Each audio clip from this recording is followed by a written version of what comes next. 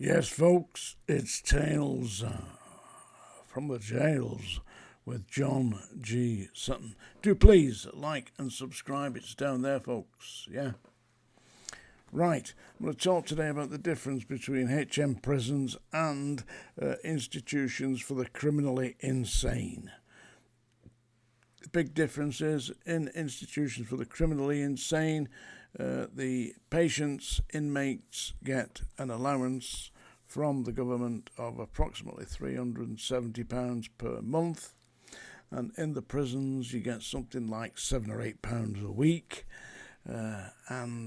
so people want to get out of the prisons into the institutions for the criminally insane, but the problem is once you're in there, it's getting out. The reception's not too bad. It's the discharge. It's the booking out process that ain't that easy, because you've actually got to convince a board of doctors that you are actually sane, because you're in there for an indefinite period. Now, there's been a big outcry about this man that killed those two young students in London, murdered them, knifed them to death in the streets.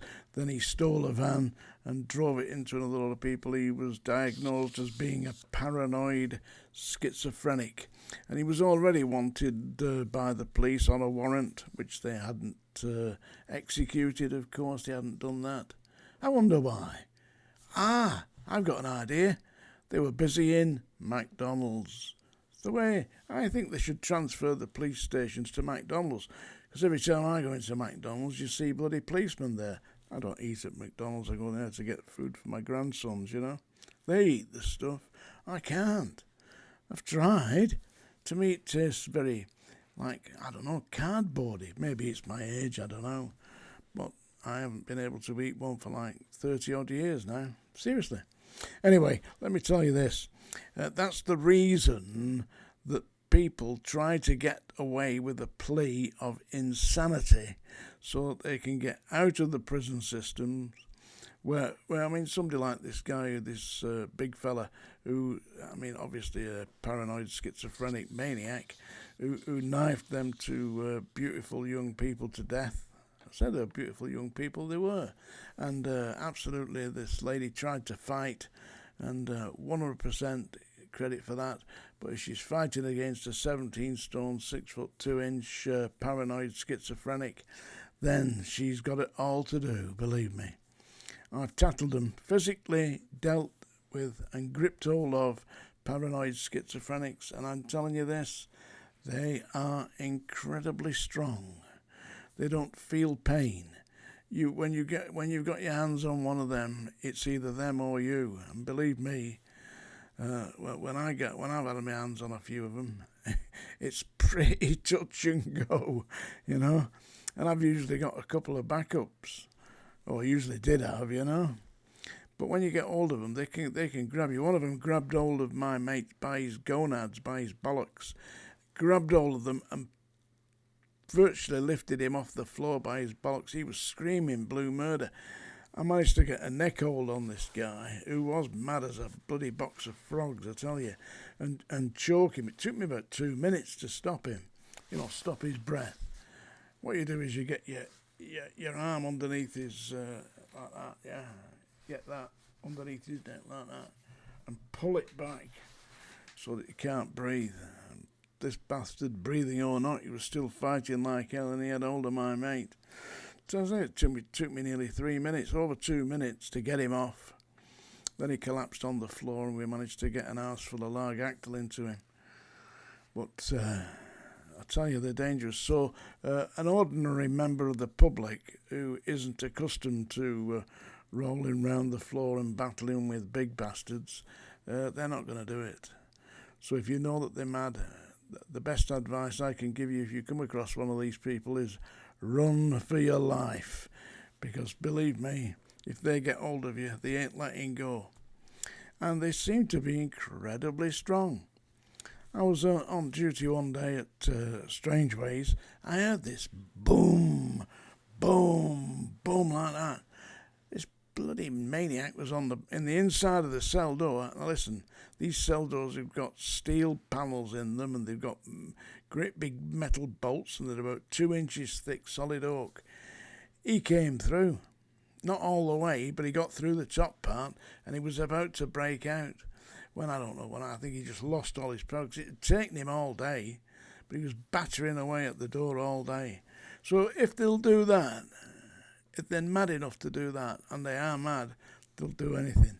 But listen, once they get sent out of prison into an institution for the criminally insane, they automatically become entitled to benefits from the state, and the benefits amount to approximately £370 a month.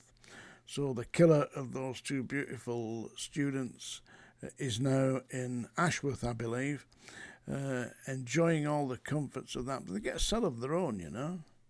And the staff, I mean, listen, I worked at Ashworth, and I'm telling you, what happens is, you don't want to go in there and fight every day.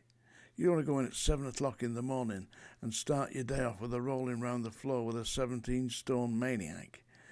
You've got a long shift to do. You've got like 12 hours. And if you start it off with a wrestling match, I mean, Mick McManus, did a pick Mick McManus stop and cleaned his teeth with him? And there was that other one, Jackie Pallo. Used him as a dart. They're that strong, I tell you. So you're dealing with people who know no pain, have got incredible strength, and the way that they're controlled in these institutions is by the application of medication. I've mentioned previously about what they did in Strangeways, which was liquid Largactil, or chlorpromazine is the official name of it, and you held them down and straightened the jacksie. And it shut them down for a day or two, and they were not quite the same after that, because after that they'd be put on liquid Largactil, 10 mils, and 3 times a day. And basically they're wandering around almost transferred, but they seem to like it. I mean, they were better that than damaging staff and damaging other prisoners, because once they get hold of another prisoner and they're in one of these maniac phases, that's how people get killed in prison. That's how people get killed in society. But if they had a warrant out for his arrest, what was wrong with the police going arresting him? About doing your job instead of ordering a Big Mac? Anyway, it's Tales from the Jails with John G. Sutton. There we are. Part 3 of my book is going to be out soon. Very soon. I spoke to Sean Atwood the other day. He's received it now. And we're hoping it's going to be out in April. HMP Manchester Prison Officer Part 3 deals with the time I worked as a hospital officer, and right up to the time I was medically discharged from HMP Strangeways. That was before the riot, of course. I'll deal with what happened with the riot and all that. Now I was involved in that in Part 4. In the meantime, I've rung the song dinger. Yeah, and all the people who did the proofreading of my book, Sally Van Veen from the Isle of Man, Catherine Smith from the Back End of Nowhere, Beyond, whatever it is, and Paula 1L from Glasgow, thanks for helping me with the book and encouraging me to complete it. And now I'm going to sing you a song, so if you're hanging around, it's entirely up to you. I'm going to do my best here. And what my best is ain't very good, as you probably know.